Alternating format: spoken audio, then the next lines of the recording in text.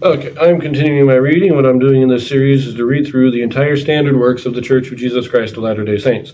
This consists of the Bible, the Book of Mormon, the Doctrine and Covenants, and the Pearl of Great Price. I am reading in a chronological order of events, not according to publication or volume, so I will be skipping around a little bit as I move along, especially when I get into Judges and later in the Kings. Right now, however, I am still in Joshua, and this is chapter 10. Israel defeats Amorites and their allies, and the Lord casts stones from heaven upon them. Sun and moon stand still, diverse kings and cities destroyed.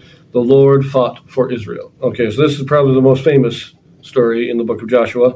Remember that the other peoples of the Canaanites all banded together to go against Israel as one army.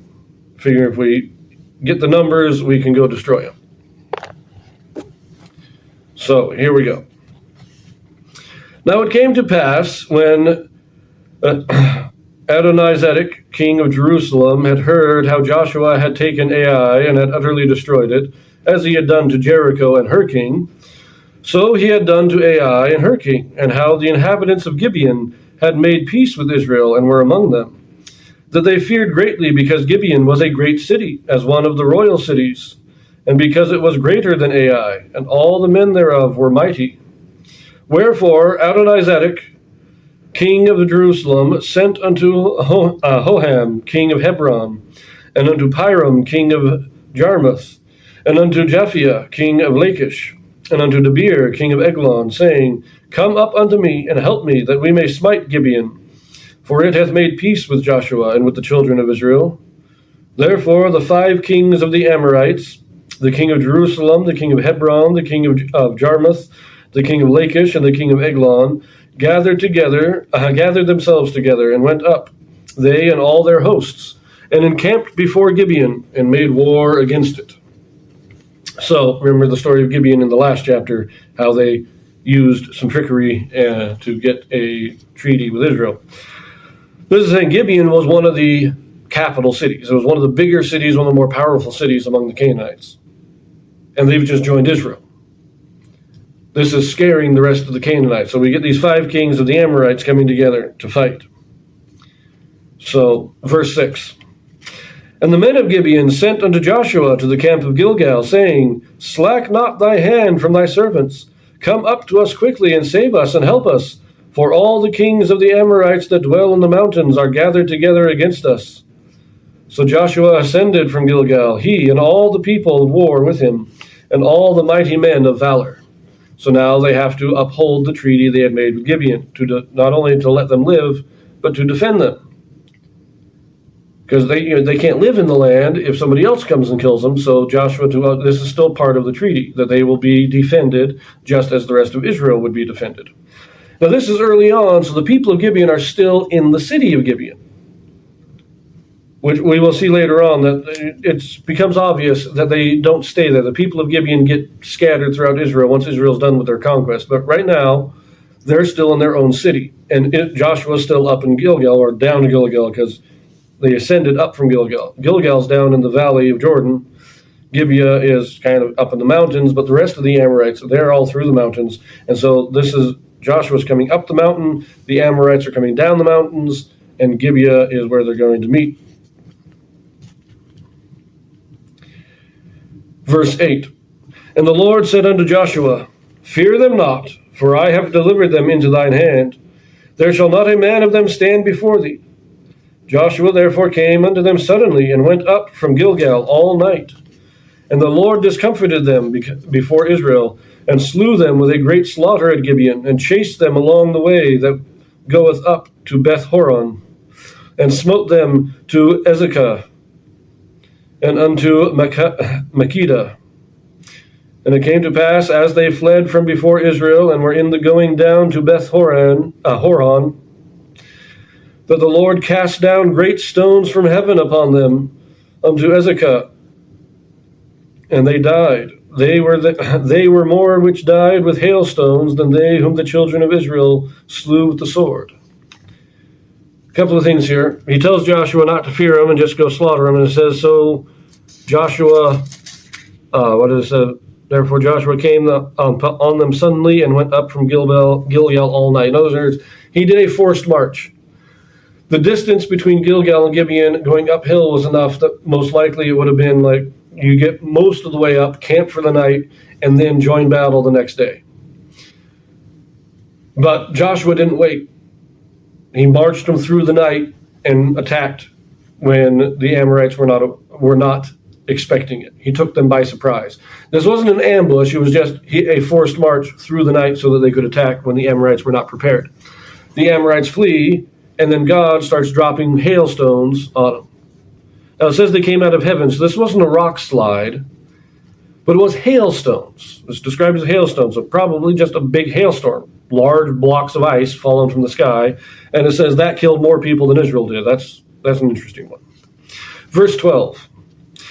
Then spake Joshua to the Lord in the day when the Lord delivered up the Amorites before the children of Israel. And he said in the sight of Israel, Sun, stand thou still upon Gibeon, and thou moon in the valley of Ajalon.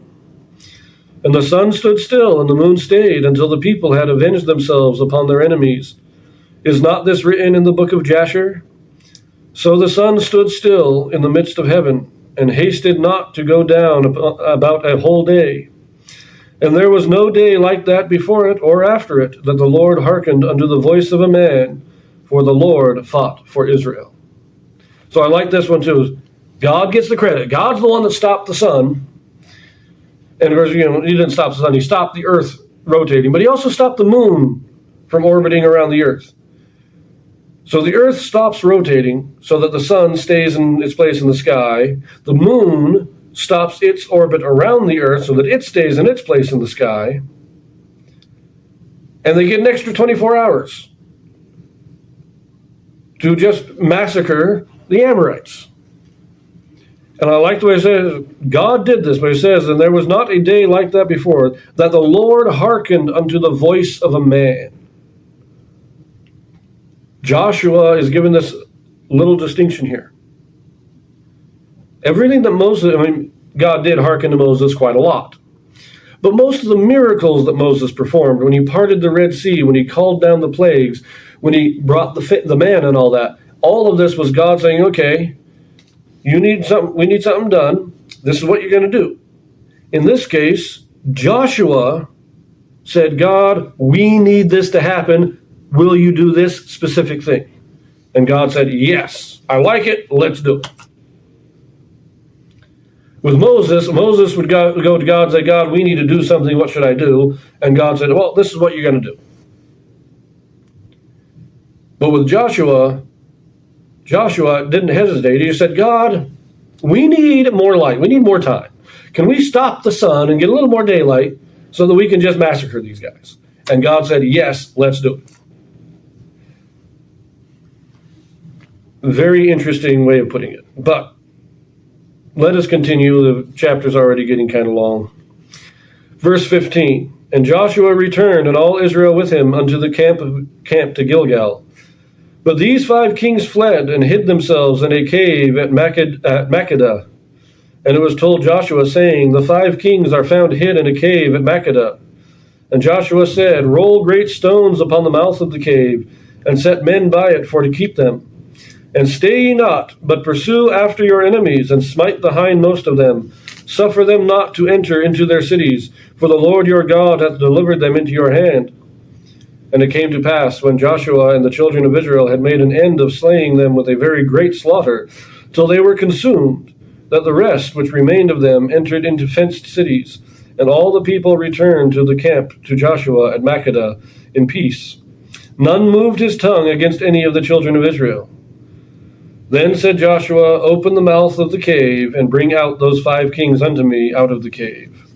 So in the midst of all this fighting, they're chasing down all the army that's fleeing, and they discover that the 5 kings, who are the leaders of this army, are hiding out in a cave. And Joshua says, don't worry about them right now, just cover the cave entrance so they can't get out, post a couple of guards, and get out there and kill the army. Worry about the soldiers first. And they took all day, killed as many as they could. Some did escape into the cities, but most of them were destroyed. And when all the fighting was done and the people gathered back together, now we're dealing with the kings. We're bringing the kings out. Verse 23. And they did so, and brought forth those 5 kings unto him out of the cave, the king of Jerusalem, the king of Hebron, the king of Jarmuth, the king of Lachish, and the king of Eglon. And it came to pass, when they brought out those kings unto Joshua, that Joshua called for all the men of Israel, and said unto the captains of the men of war which went with him, Come near, put your feet upon the necks of these kings. And they came near, and put their feet upon the necks of them.